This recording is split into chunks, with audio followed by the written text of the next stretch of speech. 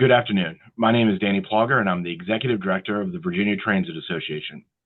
I want to welcome everybody to the fourth 2025 VTA and DRPT Joint Lunch and Learn webinar program.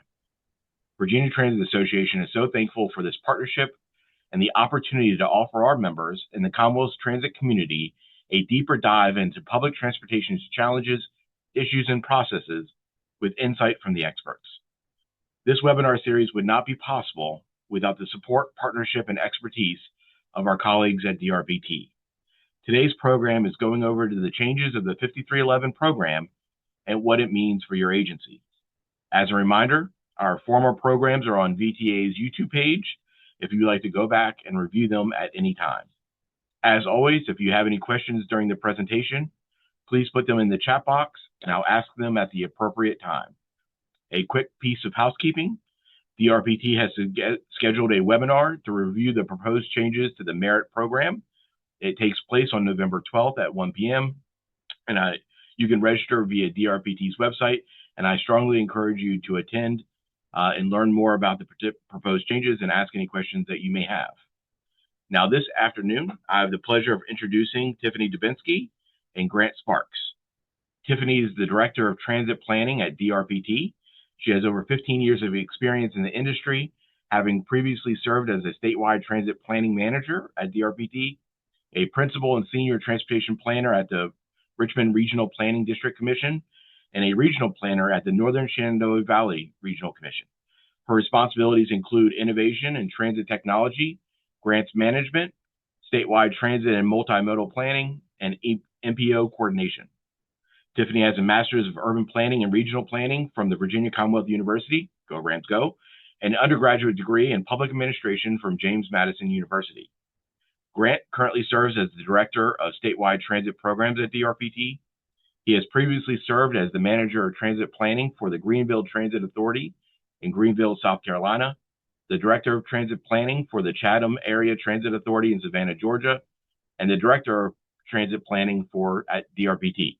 In his current role, Grant leads a team that helps develop and administer DRPT's $4 billion portfolio of transit projects. He received his bachelor's degree in public policy and administration from James Madison University and a master's degree in city and regional planning from Clemson University. So please grab your lunch, sit back, and enjoy a great program from Tiffany and Grant. Kicking it over to you. Thank you so much, Danny. And I didn't realize inadvertently that JMU also is sponsoring this webinar between Grant and I. So let me go ahead and share my screen really quickly. As Danny mentioned, I am Tiffany Dubinsky. I am the Director of Transit Programs here at DRPT, and I am joined by Grant Sparks. So today I would like to be able to start off on our discussion about our 5311 program. We also call it our Virginia Rural Transit Program, but in particular, we are going to highlight a little bit of the challenges that we're seeing with the program, and then what that led to what is our rural transit program strategy. And so I'll cover about the scope and the objectives that we've been focusing that effort on, highlight a little bit of the peer states review, and then Grant's going to talk about the proposed strategies that we've developed as a result of that. We'll highlight some next steps, and then we'll leave it open for the open discussion and questions towards the end of our webinar. So first, kind of going over the overview of our rural transit program. In Virginia, our rural transit program is supported by FTA Section 5311 Rural Area Formula Grant Funding Program. I'll typically just call it as 5311 to make it a little bit shorter. As of fiscal year 25, we have 21 agencies in Virginia that receive 5311 funding, and that is to support both rural transit operations and capital purchases. The types of services that those agencies provide here in the Commonwealth include fixed route bus, deviated fixed route bus, demand response bus, van services, as well as intercity bus, which is Virginia Breeze. I will note that Virginia Breeze is actually operated by DRPT, not by a transit agency in particular, but they do receive funds out of that 5311 program.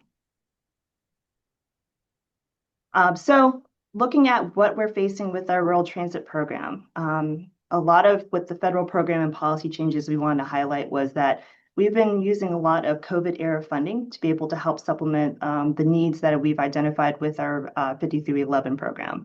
whether that's through CARES, ARPA, any other COVID-era funding. That's been utilized over the last 4 to 5 years.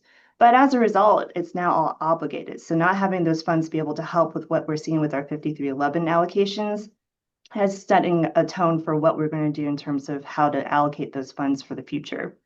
We also saw in 2020 an update to the US Census methodology for how we identify urban versus rural areas. What that did for Virginia was shift two agencies that were previously in urban areas now to our rural program.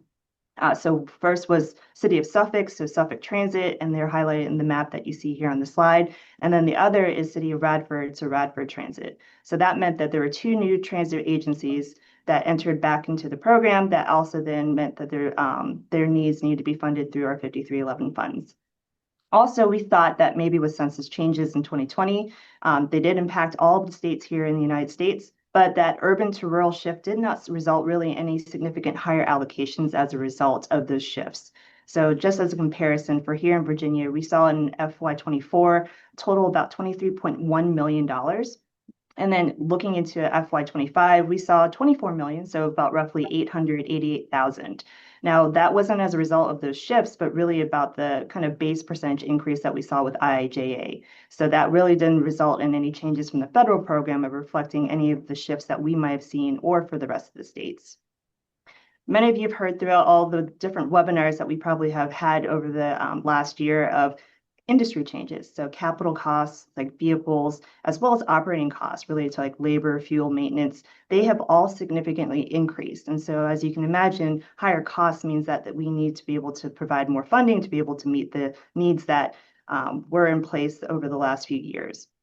And then the last piece here is about interest from new rural localities. I know that from my perspective, managing our demonstration program and then also our involvement with TRIP and other kind of demonstration programs, we've seen a lot of interest for new localities seeking to join into our rural transit program. And when we have historically had no barriers to entry, how do we accommodate the expansion of transit that comes into the 5311 program while still meeting the needs of our existing services? So some additional observations, we mentioned a little bit about the funding and how we're seeing the challenges with where federal funding is for our rural agencies. Looking back from like fiscal year 24, 25, and 26, we at DRPT have historically allocated more federal funding for rural agencies than we have received in new funding. So what that means is that we've typically not just relied on what was given in every given year for 5311, but also had to do a combination of other funds that came from either carryover or for deobligated funds. So what that means is that, for example, when we had rural funds obligated to just operating projects alone, that by itself, in terms of the need or the amount, exceeded what we saw in new FTA 5311 funding that was appropriate to us in Virginia. This has been a trend that we've been seeing for the past 4 or 5 years, but as I mentioned in that last slide, we've been able to supplement our 5311 funds with generous COVID relief funds, as well as some practices with our state funding to be able to kind of keep where we are with our funding levels for our agencies. The table here on this slide kind of gives you one way of looking at that, where over the years starting in 24, we saw that there were significant revenues. Now, I will note that all these include, as I mentioned, carryover funds, so funds that we didn't use in the previous year, as well as deobligated funds, so funds that maybe were on projects that were previously awarded, but then were no longer needed, so they went back to DRPT. And then in some cases, we've had one-time discretionary revenues, so like DRPT receiving an award for bus and bus facilities for rural vehicles. So that helped alleviate some of the needs that we saw in these previous years. But as you see, the change of that is that with the revenues we saw in terms of obligation, while it looks like that we had a decrease in what we were able to kind of obligate to our rural agencies, that's really just because there is a decrease in kind of the carryover over time. There's a footnote here that, and we don't go into this because it's a little bit of the weeds, but we have different match rates for our capital and operating programs. But when we looked into fiscal year 26, we changed that. So where typically for at least our capital, we always had it at 80% 5311, 16% state, and then a 4% local. We didn't have enough 5311 funding to support both operating at the 50% match and that capital match. So we reduced it down to 28% for our 5311 funds and then did the shift to our state capital. We'll talk about that, really about that impact when we go more into the proposed strategies, but that was just important to note that these obligations don't have the same consistent methodology across all 3 years.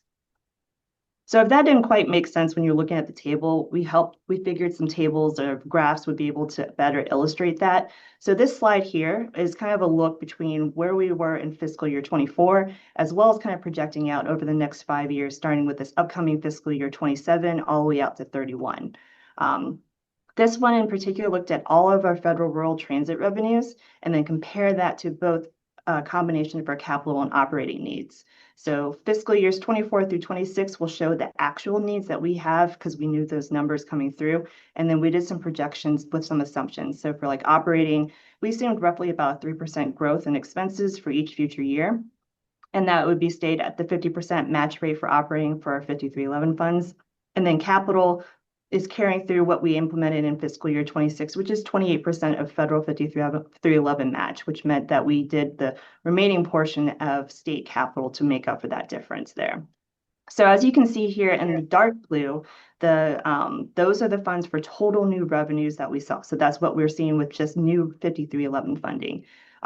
More of the teal color here is the carryover and the obligated revenues that would help supplement where our needs were. And then you see the green bar or green line that goes across all the columns. That is where our total rural program need is. And so you can see that FY 24, 25, and 26, that we do have a combination that's able to cover the needs that we are anticipating. But coming into this upcoming fiscal year 27, we are anticipating that there will be a deficit. And then that growth of the gap between our funding availability and where our needs are is going to be increasing year over year based off our projections. So I thought this was probably a better visual rather than that previous table. In particular, if we were just looking at operating needs and really that priority, this graphic here kind of expands on the previous one, just focusing on the operating needs. So here's our new federal rural transit revenues and then our operating needs starting from just this upcoming fiscal year 27 through to fiscal year 31.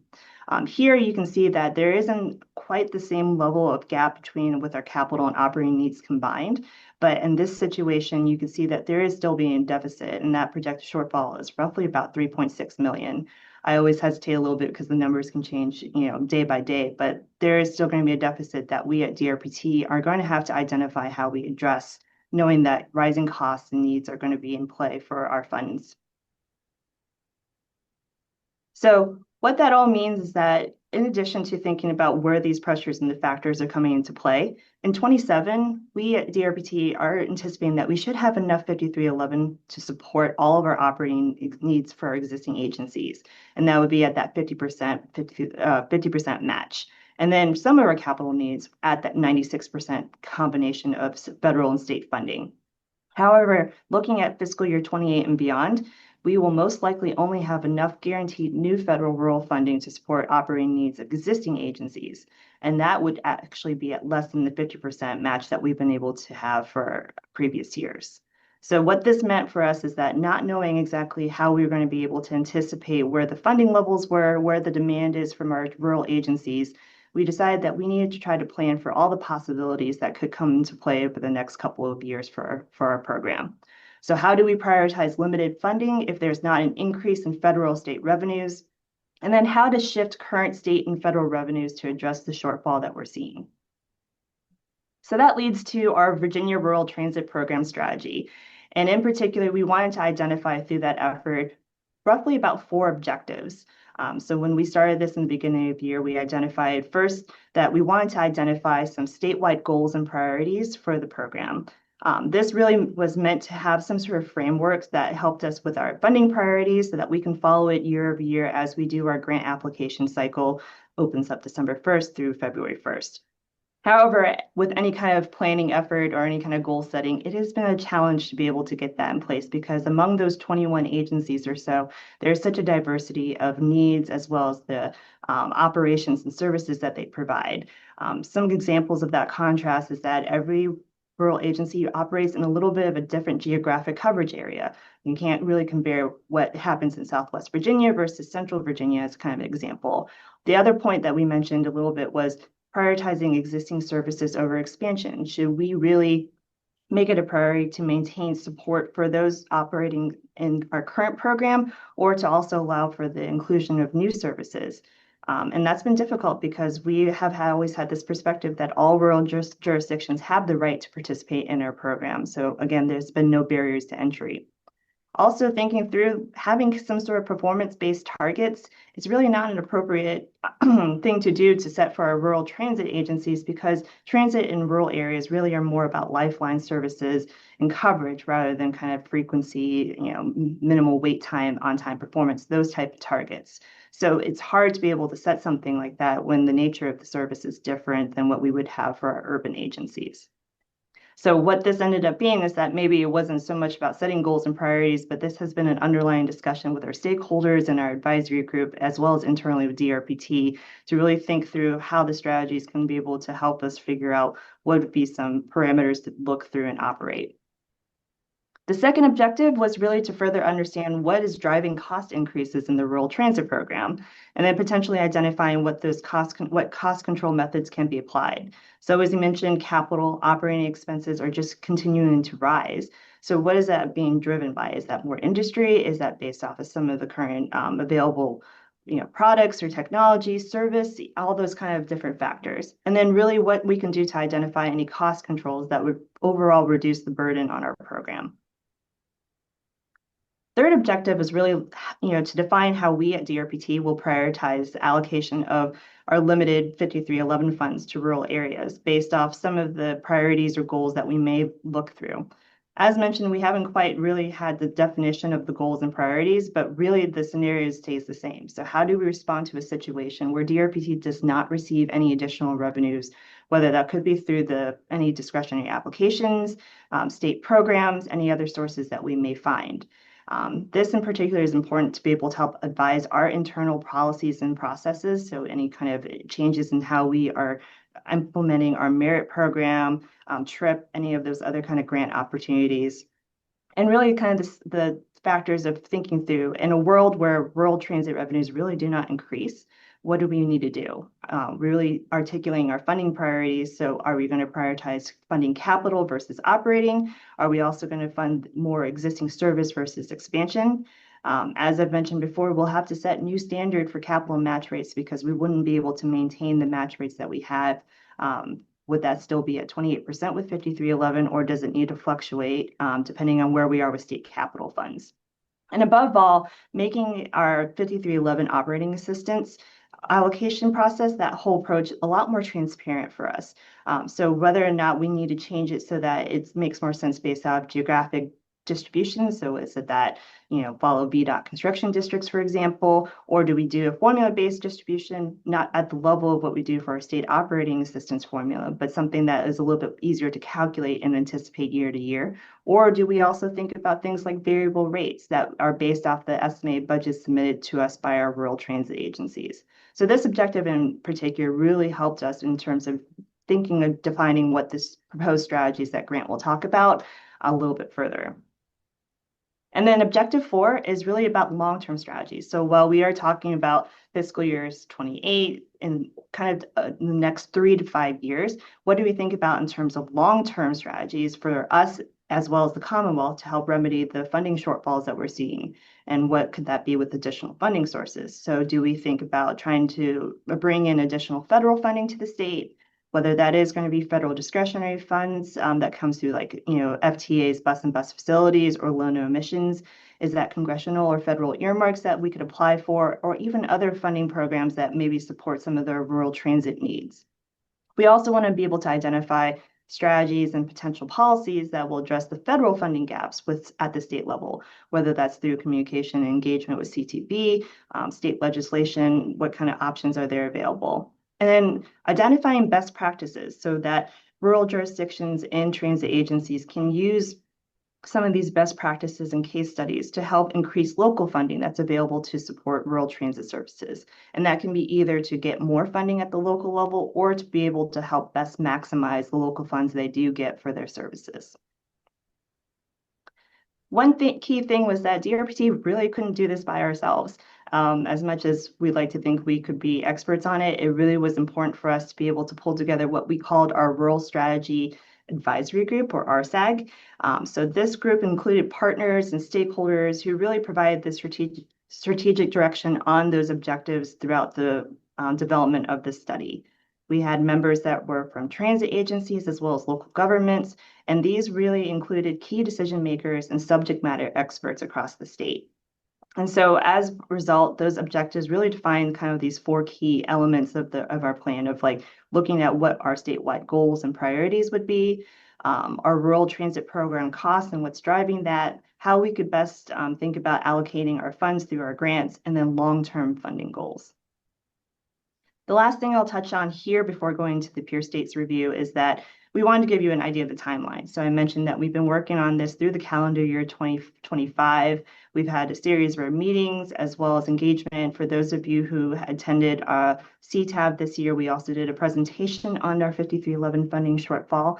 But where we are now is that we're working to aim on a final report. We'll go over a little bit more on the next steps towards the end of our webinar today. But we've been working on this for this past year in hopes to be able to help better inform not only thinking through this upcoming fiscal year and our grant cycle opening up soon, but to be able to inform 28 and beyond in terms of our strategies for 5311.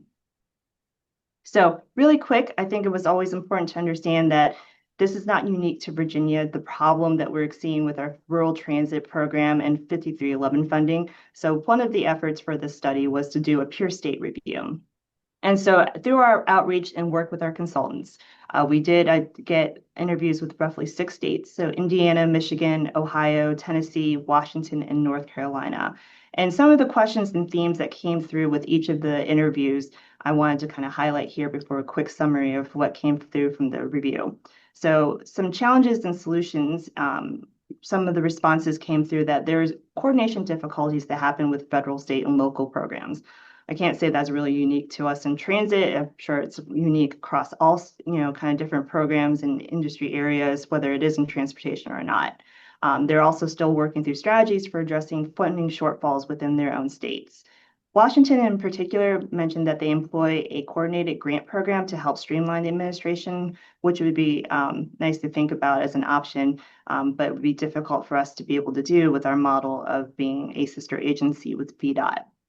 In terms of financial struggles and cost drivers, all of the states that we interviewed reported rising capital and operation costs, including labor, vehicle replacement, fleet maintenance, fuel, insurances, and wages. So that was definitely not a surprise when we were doing these interviews.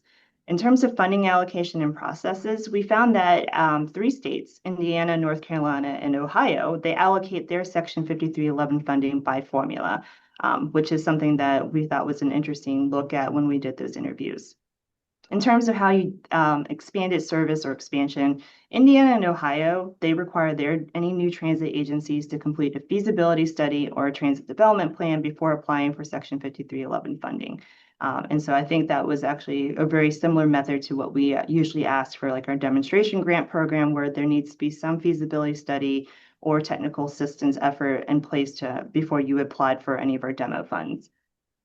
In relation to Section 5311F, our intercity bus funding, so that was mentioned a little bit in previous slides, all of the states except for Tennessee allocate 15% of their Section 5311 annual apportionment for intercity bus service. We do that as well here in Virginia for that. So that means that off the top, 15% needs to go to support intercity bus service. So that was something we wanted to identify because those funds in general could have also been applied to operating or capital if that was needed. So that was a good takeaway for the 5311F portion. Section 5310 funding, we found that Michigan and Ohio, they restrict the use of Section 5310 funds to private nonprofits or human service agencies. If you're not familiar with 5310, that usually supports a lot of coordinated human service providers and efforts here in Virginia. There's different funding pots that are available for urban and rural and so forth. But some of our rural agencies do a combination of the two depending on the nature of the service they're providing. So I think that was interesting to know that there were some restrictions for that. And then direct assistance models, we found that all of our states operate on a reimbursement basis. So they are similar to us here in Virginia, where we pay based off of claims submitted to us versus maybe either like a one lump sum disbursement or a quarterly disbursement to the agency. So last I want to just cover kind of like the summary findings, just summarizing all of those results from those peer interviews. So other states really do take different approaches to how they distribute their 5311 funds. We mentioned that some do a formula approach, so that's really similar to the federal apportionment methodology based off like population, for example. And then really they only use it for either operating or capital, but not both. So Virginia, we are very much unique that we apply 5311 funds to both in this situation. Other states utilize other federal funds. That could be 5339, 5310, flexible federal, state funds to supplement rural apportionments. We do this in Virginia, but it's really not in a consistent manner. So we do it based off of where we see need and available funding.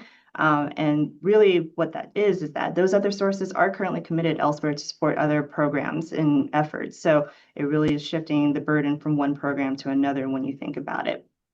Other states are less generous in funding rural transit, so requiring higher local match funds. In the case here, we have a local match for capital projects at 4% in Virginia, and that is lower than all peer states. Ohio, North Carolina, Tennessee, and Washington allow any city, county, or transit authority to impose an additional sales tax approved by voters to support public transportation projects and services. So I think that was very interesting to note that, again, we're being in some ways more generous than our peer states. And then last is that other states are allocating that 15% of 5311 to intercity bus, except for Tennessee. So with that, I think that I will hand this over to Grant to go over our proposed strategies that we identified through the study. Take it away, Grant. All right, thanks, Tiffany. So using the information and feedback collected through our advisory group meetings, peer state interviews, our data analyses, our team worked with the consulting team of RK&K and KFH to develop a set of potential strategies that would address our 5311 funding issue. And then we organized those strategies into three primary buckets, those being funding strategies, program management strategies, and cost mitigation strategies. Next slide, Tiffany. So first, potential funding strategies. A little bit of context here before I walk you through them. First of all, DRPT is always seeking additional federal discretionary funds to bring in to Virginia, but these funds are never guaranteed. I am going to put in a plug here that a few years ago, we did make an adjustment to the CTB capital policy, which allows us to provide a reduced local match rate requirement for any capital projects that received federal discretionary funding. So DRPT has to apply for federal discretionary funding on behalf of our rural transit agencies, but our urban transit agencies have to apply directly. And so just putting in a plug there, we are always encouraging our urban agencies also to seek these funds. But bigger picture here with these funding strategies, these potential funding strategies, they are other high-level policy options that we could pursue to either increase or rebalance and kind of redistribute the revenues available to support our rural transit program. So next slide, Tiffany. So the first one, as Tiffany pointed out earlier, our projections indicate that very soon we will only have enough federal 5311 funding to support the operating needs of our rural transit providers. Thus, if we choose to push all of those 5311 funds to operating, there will be none left or very little left to cover our rural capital projects. As many of you transit providers know, current CTB policy allows for a maximum 68% state match rate on capital projects, which would mean that rural transit agencies would need to come up with a 32% local match on those projects under the current policy. So this first strategy, allowing for a higher state maximum match rate on rural capital projects, that's what this one addresses, is to potentially raise that 68% cap to something else, specifically for our rural capital projects. Um, I'm also going to take a quick pause here before going to number two on this slide. I want to highlight that this funding issue with our 5311 program is not just going to have an impact on our rural transit agencies, but it will also impact our urban agencies as we ramp up the state share of capital funding on rural projects. So state capital funding is competitive, our merit capital funding, between all transit agencies in Virginia. And historically, we've put very little state capital funding on rural projects because we've benefited from a healthy 5311 carryover balance. And that's what Tiffany showed in the graphs at the beginning. So the for a long time we had match rates for rural capital projects of 80% federal, 16% state, which then left a 4% local match requirement. This past year we could not afford that anymore. And so we had to shift those match rates. We ramped up the state share, went all the way up to 68%. We matched the state share with federal 5311 at 28%, and that left a 4% local match. So we moved from heavy federal, low state to heavy state, lower federal. And this funding strategy here, potential funding strategy, will raise that ceiling even further on the state side. So the second potential funding strategy is to identify alternative funding for the Virginia Breeze. This is the 5311F funding that Tiffany briefly touched on earlier. All states are required by federal law to take 15% off the top of our annual 5311 apportionment and put that funding, which becomes 5311F, to intercity bus services, which is what has supported the Virginia Breeze over the last 6, 7 years. So the idea here is that maybe we can find alternative funding sources to fund the Virginia Breeze. There is some language in federal code that allows states to seek a waiver of using that 15% off the top and putting it towards intercity bus if the state can verify that all intercity bus needs are met in the state. And so we would have to do this on an annual basis. There's some requirements of the governor would have to provide a letter every year, I believe. So not ideal, but this is an option available to us, potentially using other state funding sources to support the Virginia Breeze, like TRIP or some other funding program. And then the third and final funding strategy listed here is to use other state-controlled federal funding to fill the 5311 funding gap. So this would require us to work with likely our partners at VDOT, who control flexible STP funding and other federal highway flex funds. But then also we did highlight, and this was identified in our peer state interviews, that 5339 formula funding is for bus and bus facilities, and that's specifically for capital. That funding for small urban and rural areas in Virginia comes to DRPT, and then we determine how to allocate those funds. Historically, we've reserved those 5339A formula funds to support capital projects for our small urban agencies because we've had plenty of 5311, so we didn't need that for our rural agencies. But now that we don't have as much 5311 to go around, we are taking a much closer look at whether or not we should use those 5339 funds for both small urban and rural capital projects. All right, so those are the potential funding strategies that we identified. Now moving into potential program management strategies. So these are a little different because they involve a couple options or decision points within each individual strategy. So I'll highlight those options, but then identify which option was deemed as the preferred option as part of our outreach efforts. So the first strategy here is to go over how we prioritize our 5311 funding. And so first, just a little context.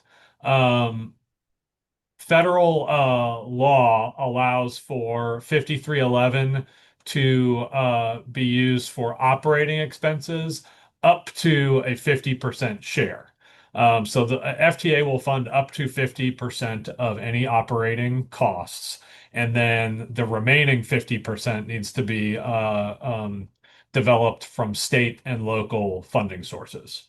On the capital side, it's an 80-20 match rate. So FTA will fund up to 80% of all capital expenses, and the state and local match is 20%. Those are maximum state match rates, not required, or maximum federal match rates, not required match rates. So under the current approach that we utilize with our 5311 prioritization, the first thing we do is we fund our operating 5311 operating needs at 50% of our agency, our collective rural agencies budgets. So every year when we open up our application cycle on December 1st, our rural transit agencies submit their upcoming operating budgets to DRPT. I'm going to go into this in a little bit more detail here later on, but we review those budgets, and if everything checks out, we then cut a 50% operating grant to each of those rural agencies. And we do that first before we look at any capital needs. After we do that first step covering our operating needs, we then move to our capital needs and use as much, all of the remaining 5311 funds that we can to fund those capital needs at the highest match rate possible. So this strategy is addressing when we do not have enough 5311 funding to provide for all the operating and most capital needs. We may need to find an alternative solution. So next slide, Tiffany. So the two options under this strategy, prioritizing the distribution of our 5311 funding. The first option is to prioritize 5311 funding for operating support. So following kind of our current methodology, we always fund operating first up to the maximum amount, and then whatever's left we use for capital funding. But we always max out on operating before touching distributing capital. Option 2 here is to intentionally set aside some capital funding each year, and then use the 5311 funds to support operating, but we would always ensure that some is available for capital. So we brought these two options forward to our stakeholders, talk to our rural transit agencies. Tiffany, if you can flip one more slide. The preferred option from this strategy was that we continue to prioritize 5311 funding to support operating expenses. What we heard from our rural transit agencies was that if there's going to be, and there very likely will be, a need to increase the local match for our rural transit agencies and their local funders, they mentioned that it is much easier to ask local funders for capital funds as opposed to operating. So they would really prefer that we hold the operating funds and push those towards operating as much as we can, understanding that that leaves a pretty giant hole in our capital program. Next slide, please, Tiffany. So the second strategy focuses specifically on how we would allocate our 5311 operating funds. Next slide.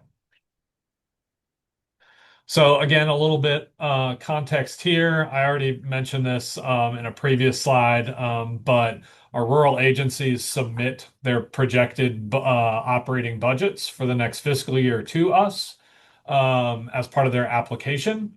Our team then reviews those budgets. We do a little bit of back and forth with some of our agencies if we have questions about, budgets going up or down.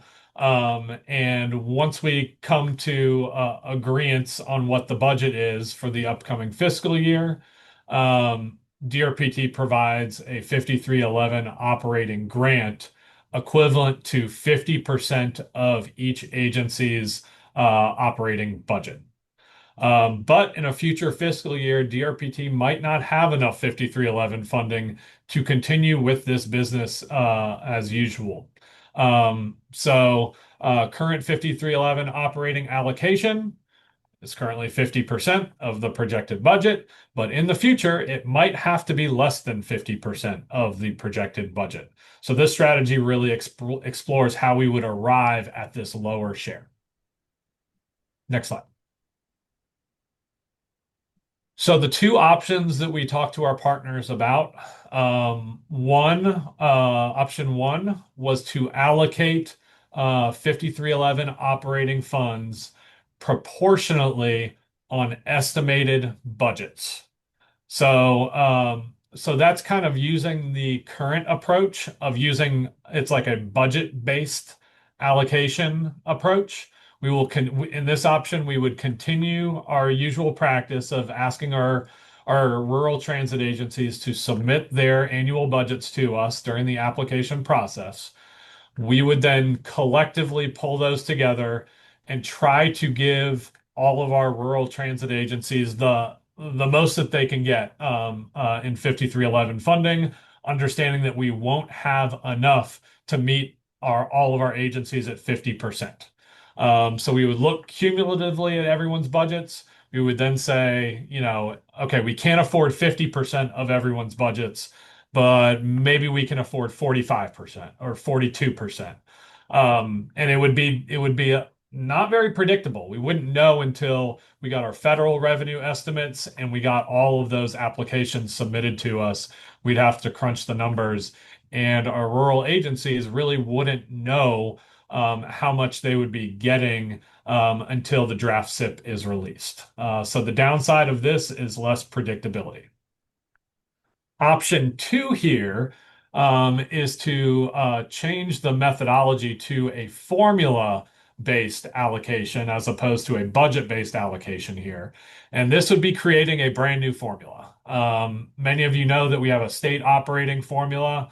We would have to do hopefully something not as complicated, but we would have to create some sort of formula to distribute the 5311 funds to each of our providers.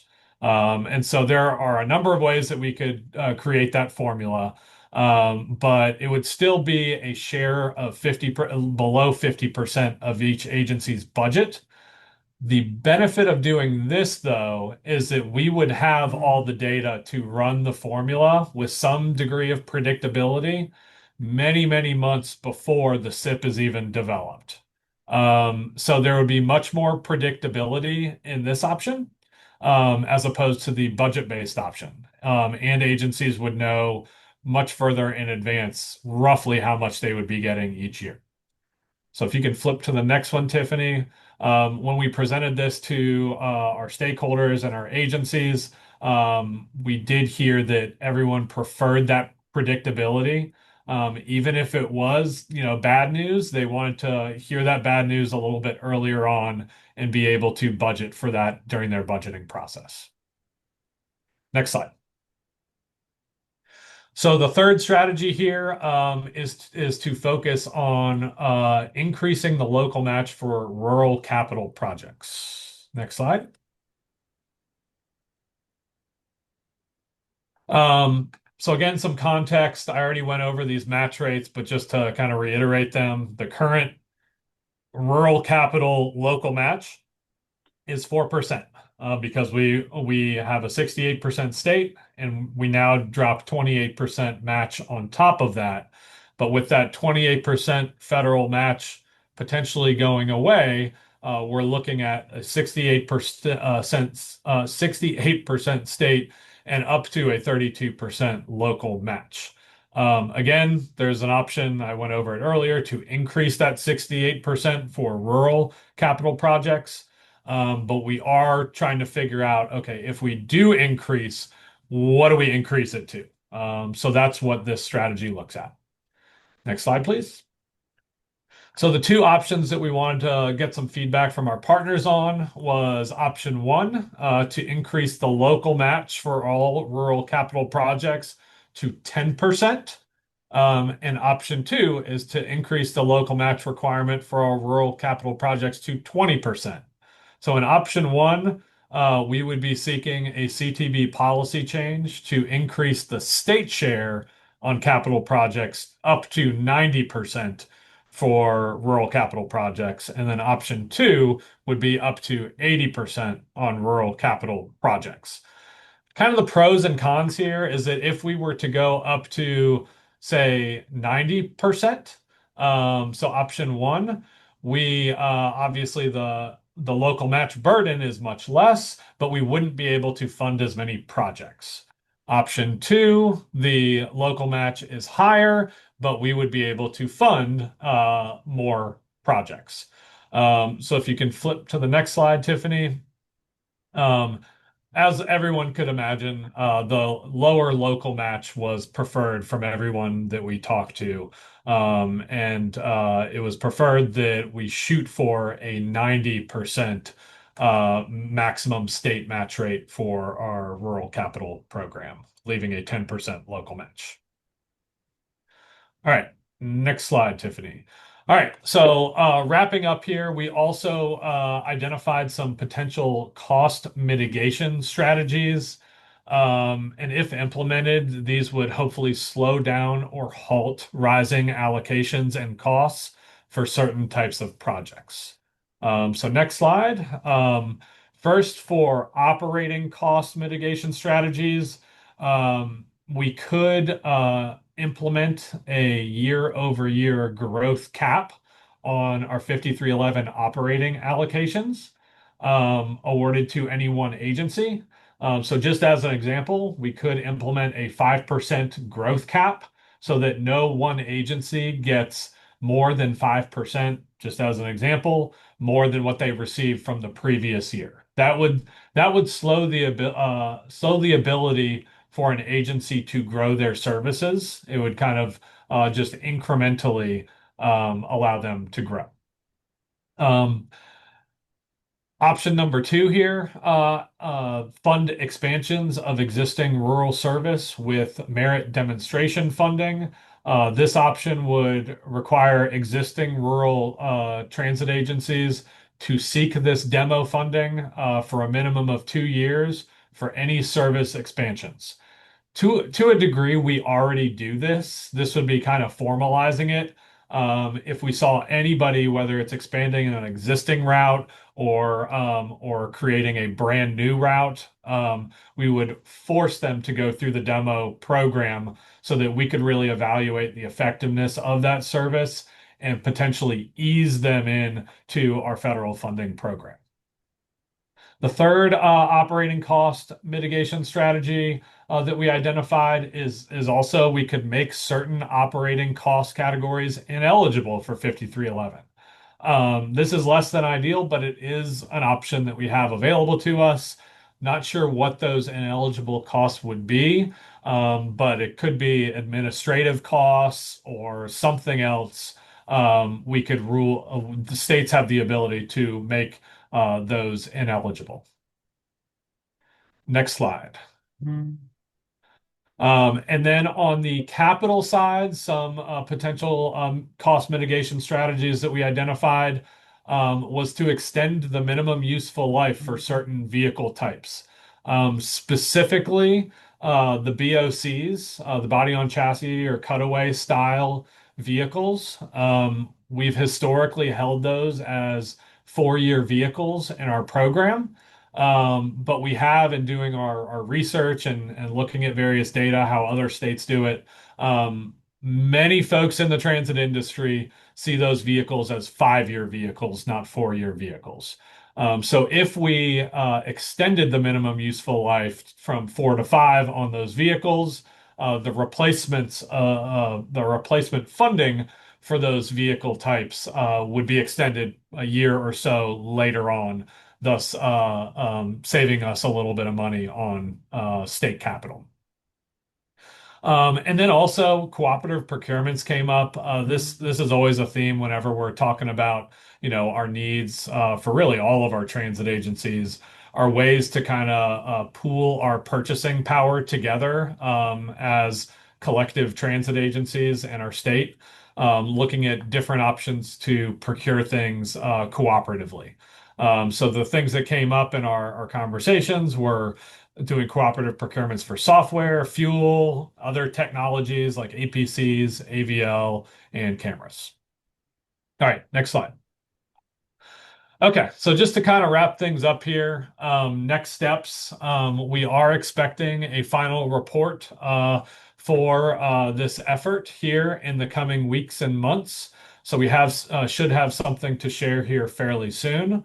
As part of our engagement efforts, one suggestion was brought up, and we thought it was a really good idea for us to create a one-page briefing document that would be an external-facing document that our transit agencies could actually take to their local funders, local and regional funders, to kind of present the issue at hand. So we're working closely with RK&K and KFH on developing that one-page briefing document right now, and that one should be ready fairly soon. But really looking beyond FY27, again, we're hoping, fingers crossed, that we're business as usual in FY27. But thinking about FY28 and beyond, some of the kind of high-level considerations that we're thinking about at DRPT is to pursue the development of a formula-based allocation for our 5311 operating funds, pursue that CTB capital policy change to increase the state maximum match rate on rural capital projects, currently at 68%, possibly to 90%. Modify the useful life on certain vehicle types. So that's taking those BOCs from 4 to 5 years. And then continuing to submit FTA discretionary funding applications. I didn't really go into this in detail earlier on, but we every year submit an application, and it can be between $5 to $10 million. So if we're ever successful, that essentially pushes this funding issue back 1 or 2 years. So the success of our applications is critical as part of this conversation. I think that is it. So Danny, I think myself and Tiffany are happy to stay on if you or any participants have any questions. Absolutely. Please put questions in the chat box. One that I have that came up is, during your research with other states, what does their caps look like? And do they have caps? Do they fully participate like Virginia has with maximizing what is in federal code? Yeah, during our peer state interviews, we found that every state is kind of doing it very differently. To the point that Tiffany made earlier on, kind of the big takeaway from our peer state interviews was that we are very generous with our match rates. I think many of our peer states are either funding capital projects at just 80% and then leaving 20% to the local agencies, or funding it at 90% and leaving 10% for the local agencies. But I believe there's some states out there that don't do any capital whatsoever. If you're buying a vehicle, the local agency has to pay for it entirely themselves. And then some states are doing that, but on the operating side, saying that the local providers have to pay 100% of the operating costs, and 5311 funding and state funding is only used on the capital side. So it really differs state to state. But again, we have been pretty generous, I think, over the years compared to those peer states with those rates. And what is the current match rate for the merit capital, merit capital? And how would maybe aligning the 5311 capital potential match rates align with what's happening in merit, since that is also very similar to having some financial struggles with revenue, with costs outpacing the kind of revenue that's being generated. Yeah, I can take that too, Tiffany, but feel free to chime in here. So yeah, it's the match rates are a little complicated because just this past year in FY26, we changed our match rates for rural capital projects. Historically, it was 80% federal 5311, 16% merit capital state, and then 4% local match. We had those rates in place for a very long time. Um, Starting this year in FY26, we couldn't afford to do that. We couldn't afford to hit 80% for everyone on the federal side. So we made the decision internally to fund those projects at 68% merit capital. So maxing out on the state side, we then used 28% 5311 capital and then preserved that 4% local match. So that's how we shifted over. The issue is that 28% 5311 capital, or we can probably afford to do it for one more year, and then that's gone also. So that's bigger picture. That's kind of the issue at hand here. Any other questions? Okay. Well, oh, there we go. Tim Witten, is DRPT expecting further changes to the definition of urbanized areas? I haven't heard anything new on that at this time. So I know that there's times where USDOT may present some proposed changes and that's more impacting on like MPOs. But I don't think we're going to anticipate anything at least until we get to the next census update.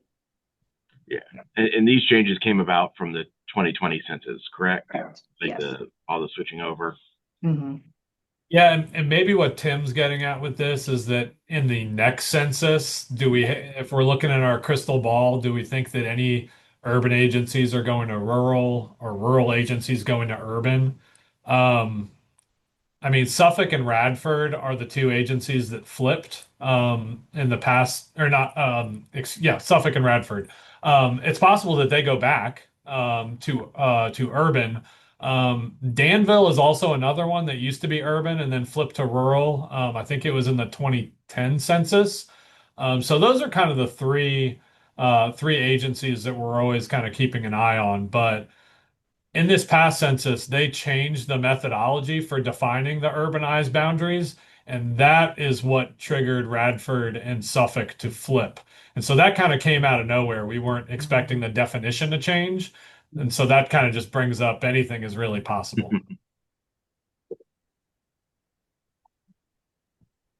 Excellent. Well, Tiffany and Grant, thank you again for this presentation, and thank you all for joining us today. We'll be posting this on YouTube here very shortly if you'd like to review it again. And it looked like the kind of final report will be released sometime next month. And so please be on the lookout for that. And if you have any questions, don't hesitate to reach out to Tiffany and Grant and our friends at DRPT. I hope everybody has a great and spooky weekend. Thank you all very much. Bye. Thank you all so much.